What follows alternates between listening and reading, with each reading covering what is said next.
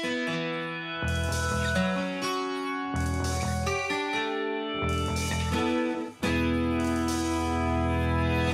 come on!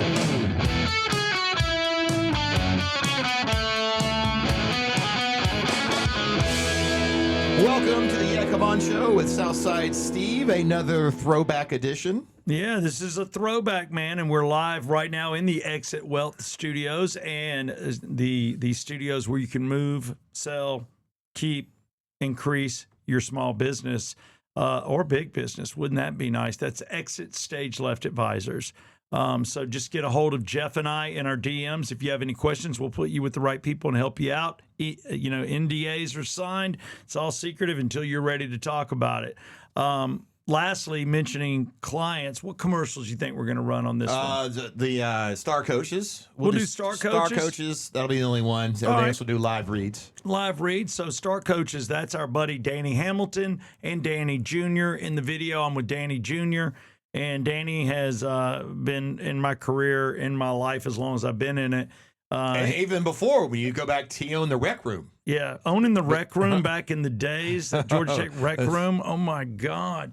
That was incredible. So he's owned some great bars, but then he took that money and started buying the big buses, the Rockstar buses. Yeah.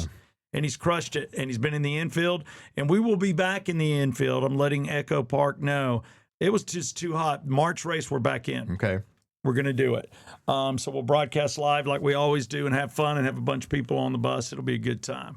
But, yeah, check that out when you see that commercial. But commercials you won't see, although I did put up a nice pictures. You can see the pictures online if you follow me in my socials. It's Southside Steve Rickman or just Steve Rickman or Southside Steve, on whatever you're following.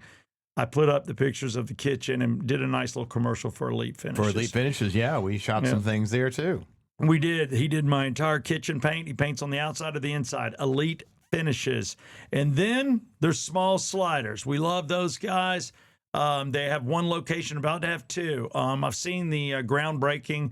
They're already putting the business together in Ackworth. They say they will be ready to go in September for sure. Yeah, that's the thing. These small sliders, since there's no dining room, they can construct them real quick. Real fast. Very modular. Yeah. Everything fits together. Boom. And it's really cool the way they do it. And the burgers, we both agree, are the best. Love their sliders. Got to be a good one. Ackworth, that's okay. Things are happening. Things are happening. And then Rockin' Taco, man.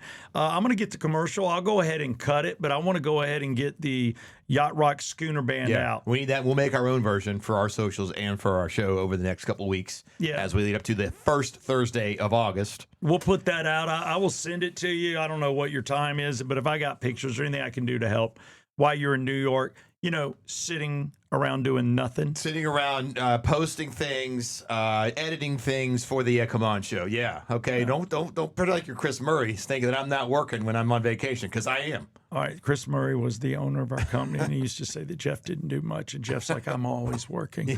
And then, of course, Regal Nissan Service, a great sports advertiser for us, but advertiser in general, the place to go if you've got a Nissan or an Infiniti, man. It's right off 400, and it's right there on Holcomb Bridge. Too easy to get to, and they are a rock star. As for Skipper, he runs the service center, and as for the Yeah Come On deal. And I just want to say to North Atlanta Golf Carts, doesn't get much better than North Atlanta Golf Carts as far as golf carts. Craig Riddle has come back on. He wants to do another 3 or 4 months with us. We're selling golf carts, and here's what he said. He goes, man, it's cool. He goes, people are worried because I'm in Beaufort or Brazelton. He goes, I will drive that thing to whatever state. They have drivers. They take them to you. They service them. So anywhere you are, definitely in Georgia, man, jump on them and ask for the Yeah Come On deal. You have to, because it's going to knock $500 off, and ask for Craig Riddle. And those are our sponsors. So now I guess it's time to get in to what we're going to do. And this is a rock star interview. Oh, this is a big time rock star interview. We did a phone interview with the one and only Rick Springfield, who was playing at the Macon Centerplex. Yeah. Yeah, I think it's the Centerplex. Or was it the Coliseum? I got mixed up. All right, I went to the wrong place originally. I can help you. You did. I think you went to the Coliseum, which after talking with, Peter, I think, who's the chairman of Live Nation, Georgia, he's gone down there, and I think the Coliseum's the older one. Yeah, it is. It's the one that's right. You can see it from the highway. Right. The Centerplex is in like the downtown on Cherry Street, right by said Fox FM studios. Is that the one you went to? That's where it was. I thought it was the one right by the highway, right by 75. Yeah. I thought that was that one, but no. Anyway, but it was a great show. It was in March of last year, March of 2025, and he did an interview. We'll play part 1 today, part 2 tomorrow with the same kind of intro mentioning our sponsors. But yeah, it's the great Rick Springfield from our the Southside Ride last March. So don't think he's coming to make it anytime soon. No, don't get confused by that. But it is a throwback. But listen to Rick. We got more out of him than you're going to get out of a Hair Nation show. Yeah, that's right. So here it is. After the spot here from Star Coaches, you can check out the Rick Springfield interview from last year. Hey, it's Southside Steve with the Yeah Come On show, and I am over here off South Cobb Drive, home of Star Coaches Inc.com, and I'm with Danny Jr., the owner. And Danny, we are standing on a 2020 bus that's terribly expensive, but not expensive to borrow. Tell us a little bit about this coach. Well, this is a 2020 model Prevost XL3. We're standing in the front lounge of it. It sleeps up to 12 people. You can modify the bunks to 8 people, 6 people, however you want to party or how you want to do. Mainly we do entertainers, musicians, travel all over the United States and into Canada. We do full tours, rock and roll, hip hop, country, whatever you can think of. And you know what else he does? The common man. If you got a golf trip, you're going to the Kentucky Derby, you're going to the beach with the family, there's so many things they can work with you on to have everybody in one place, safe, having a good time, not worried about it. Let's walk through the bunks. Check this out. Danny, tell us what we got here. 12 bunks? So these are 12 bunks, and like I said, you can modify them to fit less people if you want, so you got more room. You can't have more than 12. And this is our back lounge, and both lounges have 2 TVs, there's satellite on board, DVD players. You can do Bluetooth streaming, whatever you want to do. Smart TVs, streaming, Netflix, whatever you want. Yep, and this can be turned into a bedroom, or this can be where the chill people want to hang out. StarCoachesInc.com. Contact them. You won't believe how affordable this is. And now we are talking to a true rock star, a legend when it comes to soap operas, a legend when it comes to movies, a legend when it comes to rock and roll. He was doing it all. He's a down under man that came to the United States of America and never left. And he is Rick Springfield. Rick Springfield coming actually to Macon. Macon City Auditorium next Wednesday, March 19th. Yeah, and Jeff will be there. I have a prior obligation, and we wanted to talk to you just because this is going to be a cool venue where you're coming. We know you've got a tour coming up that we want to talk about, but we're going to have you in Macon, and nobody wants to miss it, and it's our job to fill an auditorium. How are you doing today, buddy? Good. Yeah, good. It's raining. Well, where are you right now? You're at your place. You're on the West Coast somewhere, I know. Yeah, I'm at home. I live in Malibu, and we've been here for 30 years. Man. And, but it's raining today, which doesn't happen very often. It's great. I love it. I was about to say, a little rain doesn't hurt out there for sure.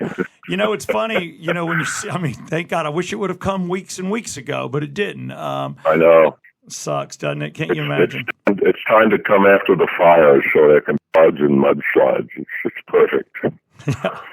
It's funny seeing you. I get a chance to hear you too, because whenever I'm not listening to us on the radio or our station, and we're on 7 stations in Georgia, but we also have the app that we push, and so many people listen to apps now. And I catch you too hosting your show on Sirius. So I listen to a little bit of you, probably 2 or 3 times, man. Working class DJ. Yeah, he's a working class DJ, and that's fun. And I'm sure that you do that from the home, or do you have to go into their studio? No, I have a home studio where I record, all the records and everything. So we just do it here. We're actually a set of them this afternoon. But it's the non-serious show is basically what it is. Well, when you look at your career too, man, and it's hard not to. I compare you we did it earlier, David Cassidy, but you like blew him out of the water. But when you got somebody that's on TV, especially in the 80s, and you're a rock star, it's huge. And then you come out with a movie. I mean, you were just on top of the world. And just being a soap opera star alone had to have just been a blast. And, you know, when you look at your movie, I told Jeff that I bet you have friends over. I bet you have a movie room or something like that. Do you make people watch your movie, or do you have highlights from, you know, General Hospital and your movie, you know, and then say, welcome to the Rick Springthorpe or Springfield Theater, and then they get to watch a movie? I mean, do you kind of rub it in their face what you've done? Of course I do. I'm a real jerk, and if they're bad company, I strap them to the chair like in Clockpoints and pry their eyes open and run household over and over until they go insane. It's great. I was looking for it. I couldn't find it on streaming. I hadn't seen it in years, and I'm dying to watch it again. I couldn't find any streaming service that has it. You can find clips on YouTube, but not the full-length movie. So I guess I'm going to have to go buy the DVD. Yeah, well, that's probably a good thing. I'm glad. I've done better stuff, and it was, but it was, you know, interesting time, and it was what it was, a movie. But we got a good song out of it. You got a bunch of good songs out of it. And by the way, something else that you've done somewhat recently that I just saw was I just watched your season of True Detective, where you played that weird doctor. Oh, yeah. And I had no idea it was you. It took me a few minutes. I thought, wait, that's Rick Springfield. So that was the last. I know. It kind of slipped under the radar, and there was actually a review that said, whoever the actor is who played Dr. Hitler has a great career ahead of him. Wow, that's they didn't even recognize me, which is great. And, you know, I love playing parts counter to how people apparently view me. Yeah. Which came, you know, when you look at your career, and I know we're going backwards, but we'll go forwards here in a second. For me, you know, you're in Australia, you're part of some bands, you know, you got your thing coming, then you come to the States, and, you know, you land a #1 song. Did you ever take acting classes? Obviously, you're a creative sort, you know, in Australia. You're like, I know I want to be a musician, but did you want to be an actor too, or how did that happen? Yeah, I came over here for music, but and, you know, there was a break mid-'70s where I was looking for a deal and was kind of on my own. And I started going to acting class because my brother had been an actor in Australia, and I'd always been in the back of my mind, you know, a big brother can do it, you know, maybe little brother can. I started going to acting classes. I went for a couple of years, actually, before I got an agent and started going out on things. I didn't want to just stumble into it, you know, green. So, it really saved my life going to acting class, and met some great people there, good friends, and learned the tools of the craft, really. That's incredible. Yeah, you love going back in his career and looking at where some of the music came from, Jeff. Jeff is a big music guy. He's a musician of sorts, too. My co-host, we're the yin and yang. He knows nothing about sports, Rick, so thank God we're talking to a musician, but I'm sure you got a great question. Well, yeah, you were doing the acting, and then I guess you got a deal with RCA. And can you tell me how did you get put with Keith Olsen? Because I'm a huge Keith Olsen as your producer fan. How did you hook up with him, and what contribution would you say he made to your songs? Well, I was being managed at the time by Joe Gottfried, who owned Sound City. And if anyone's seen the Dave Grohl documentary on Sound City, it's amazing. And there's a great studio where, you know, Foreigner and Fleetwood Mac and I recorded there, and Nirvana, who recorded Nevermind there, so that's why I was interested in it was. But it's I finally got this record deal after a long time. I've been with Joe like 2 years. We finally got a record deal with GA, and because Keith was working out of the city, he was doing, you know, at the time Foreigner and Pat Bear out of Sound City. And Joe said, you know, would you do a song with Rick? He just got a deal. And Keith had actually, as an engineer, had cut out all the clicks from my first album's punch-ins on tape.